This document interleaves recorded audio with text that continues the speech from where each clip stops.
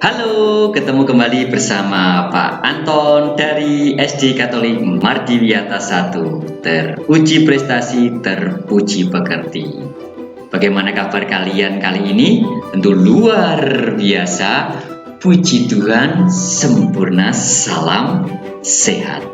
Pada kesempatan kali ini, Pak Anton akan mengajak kalian semua untuk belajar dari tema yang ke-8, subtema yang ketiga, sekaligus subtema yang keempat untuk muatan SPDP.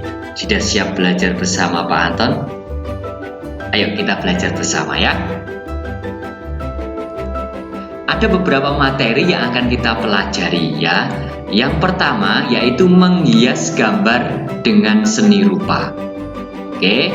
Yang kedua, menggambar dekoratif.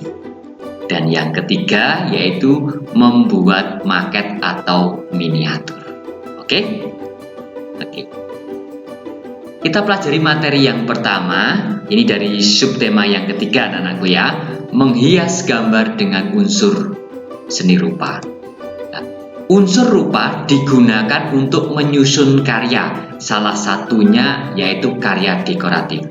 Apa saja itu unsur rupa? Nah, unsur rupa terdiri atas titik, garis, bidang, dan warna. Nah, ini titik, ini garis, ini bidang datar, dan warna. Warna bisa warna merah, kuning, hijau, biru, dan aneka warna yang lainnya. Itulah unsur seni rupa, yaitu titik, garis, bidang, dan warna. Nah, keempat unsur rupa tersebut, garis, titik, bidang, dan warna tadi digunakan untuk menghias gambar berupa bidang lain yang lebih besar. Ya, contohnya, misalnya kamu menggambar ikan di kertas gambar kalian, gambar ikan yang besar, itu bidang lain yang lebih besar yang kalian gambar. Nah, unsur-unsur rupa tadi yaitu titik, garis, bidang, dan warna itu berfungsi untuk menghias bidang gambar yang sudah kalian gambar tadi. Misalnya kalian menggambar ikan terlebih dahulu, lalu bisa kalian hias dengan titik, dengan garis, dengan bidang, maupun dengan warna. Nah, cara menghiasnya yaitu dengan mengisi bidang yang lebih besar dengan unsur rupa tadi, yaitu titik, garis, bidang, dan warna ya. Nah, contohnya ini, menggambar dekoratif ya. Menggambar dekoratif diawali dengan menggambar sebuah bidang yang berukuran besar. Jadi, kita gambar dulu bidang yang berukuran besar. Ya, Pak Anton beri contoh ya. Nah, misalnya kamu pertama-tama pada kertas gambarmu menggambar gajah. Ini bidang yang lebih besar. Ya kan? Kamu gambar gajah. Dan ikan dan orang-orang yang ada di sini. Nah, kamu gambar gajahnya terlebih dahulu. Nah, ya, bidang yang lebih besar.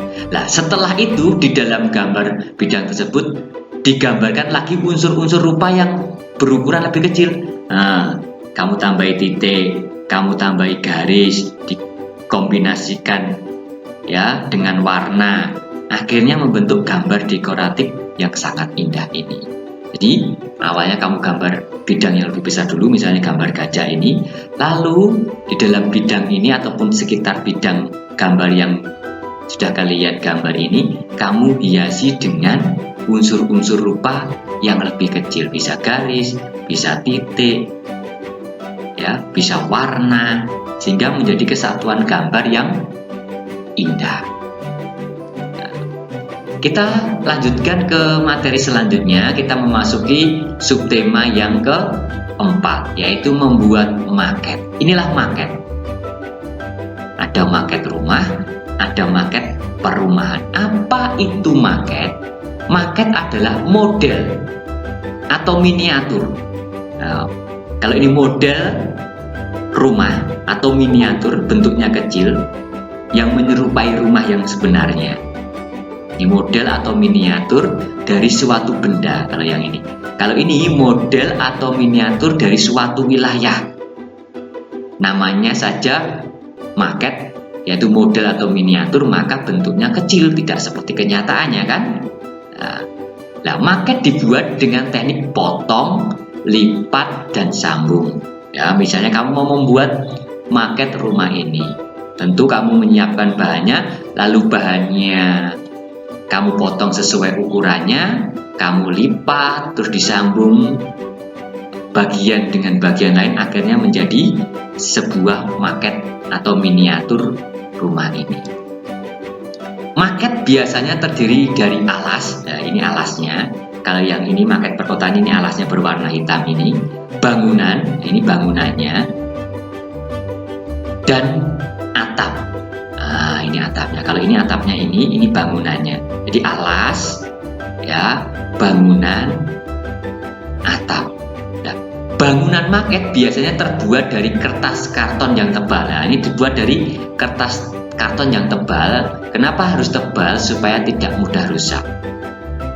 Ya, nah, dibuat dari karton tebal. Oke.